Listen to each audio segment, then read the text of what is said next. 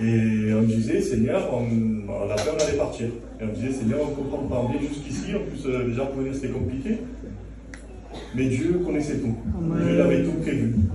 Et en fait, on s'est perdu et on s'est arrêté. La seule voiture qu'on s'est arrêtée, c'était un gitan. Et on lui a pu lui donner un petit mot de Dieu. Il m'a dit, toute ma famille est ici.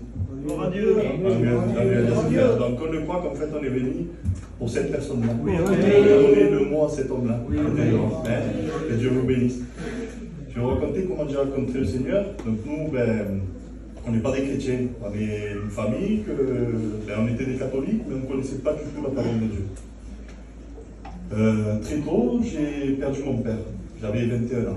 Mon père, il avait 54 ans, d'une mauvaise maladie. Et à ce moment-là, en fait, je me suis rebellé contre Dieu.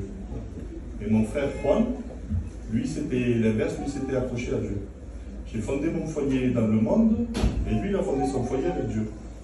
Sauf que, moi, tout m'allait bien, en fait. J'étais très bien dans le monde, sauf qu'il y avait une seule chose que je n'avais pas en moi, c'était la paix. Donc ça, je le cherchais, par contre, je ne l'avais pas. Et mon frère, que peut-être dans le matériel, il avait un peu moins que moi, lui, il avait la paix. Et ça me tourmentait. Ce n'était pas les gens, quand ils me parlaient de Dieu, parce que j'étais tellement fermé, je me disais, s'il y a un Dieu, il est méchant. Je pensais comme ça. S'il y a un Dieu, il est méchant, parce qu'il a pris mon père avec 54 ans. Et puis les années sont passées, et je m'étais vraiment endurci. Et un jour, ma femme me dit, oui, moi je vais à la réunion. Je lui ai dit, toi tu vas, mais moi surtout, tu m'en parles pas. Je l'amène une fois, la deuxième fois, moi je voulais partir m'amuser avec mes copains. Et mon fils il commence à pleurer dans la voiture. Et là, je suis rentré dans la réunion. Et quand je suis rentré, on a un Dieu qui est très grand, qui est très puissant. Et là, il s'est révélé à ma vie. Et depuis ce jour-là, je ne pouvais plus vivre comme si Dieu n'existait pas. Je savais que le Dieu véritable il était là. Et je pensais me donner ma vie beaucoup plus tard à Dieu. Pour moi, j'étais trop jeune. Donc ce qui s'est passé, c'est que j'ai été pendant 2 ans comme ça, je m'étais fait un petit peu un évangile à ma façon. Donc j'allais, ça me faisait du bien, mais c'était pas pour ça que j'étais entier avec Dieu. Je vivais un peu dans le monde aussi. Et au bout de 2 ans, j'ai mon fils qui est né. Et l'André. Et l'André est né, je pars veiller sur Béziers une tante à moi, et là on me dit que mon enfant est atteint d'une maladie génétique. Et là je ne comprends pas. Je prends rendez-vous avec l'hôpital, tout ça, et puis je vais à Latimon. J'arrive à Latimon, le professeur me dit, Monsieur Cortez, voilà, votre enfant est atteint d'une maladie génétique. Il me dit, il aura du mal à marcher, à parler, une très mauvaise maladie. Et je lui dis, c'est possible qu'il soit négatif, mon fils? Il me dit, Monsieur Cortez, un positif, c'est un positif.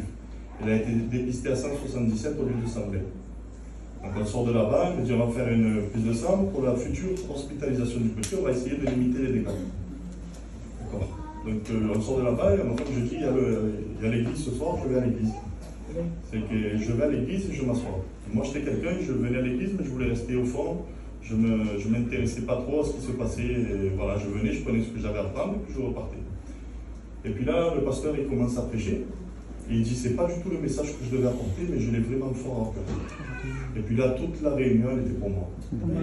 Il finit la réunion et il dit, est-ce que quelqu'un a reçu le message? Parce que vraiment, je l'avais fort dans mon cœur. Et moi, par honte, par timidité, je me tais. Mais Dieu, il est très très grand. Il finit la réunion, il dit, toi là-bas, Louis. Je dis, moi? Mais oui. Tu veux rendre grâce pour ce moment, pour cet instant? Et je dis, là j'ai pris vraiment de Dieu. J'ai dit, non, je vais vous dire par où je suis passé. Donc je me suis levé, et puis j'ai dit, voilà, on vient de m'annoncer une mauvaise maladie pour mon fils.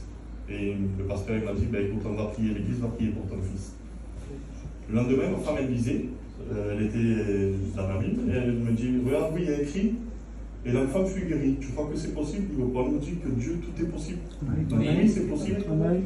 Et à 3h, les docteurs, ils nous appellent. Et ils nous disent, Monsieur Cortez, on ne comprend pas, votre enfant est négatif. À travers ça, j'ai été à l'église, j'ai dit au pasteur, je lui ai dit, je peux dire ce que j'ai vécu, j'étais tout plein de feu. Et je lui ai dit, je peux dire ce que j'ai vécu? Il m'a dit, oui, vas-y, oui. Je lui ai dit, voilà, mon fils, comme je suis en train de faire ce soir. Et depuis ce jour-là, réellement, j'ai compris que sans Dieu, l'homme, même si on est très bien dans le monde, mais dès qu'on a un problème qui se lève, on peut tout perdre du jour au lendemain. Si on a Dieu avec nous, la promesse que Dieu nous donne, mon père, c'est vrai, il est parti à 54 ans, Mais les flammes de Dieu, on ne les connaît pas.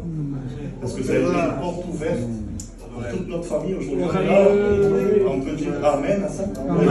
Merci Seigneur, parce que mon père est parti auprès de Dieu et ça, on a cette espérance. Mais aussi qu'on le reverra dans le ciel. Donc, on l'a perdu pour quelques années, mais on sera avec lui pour l'éternité. Seigneur, de verdad, persévérer les frères. Dieu vous bénisse.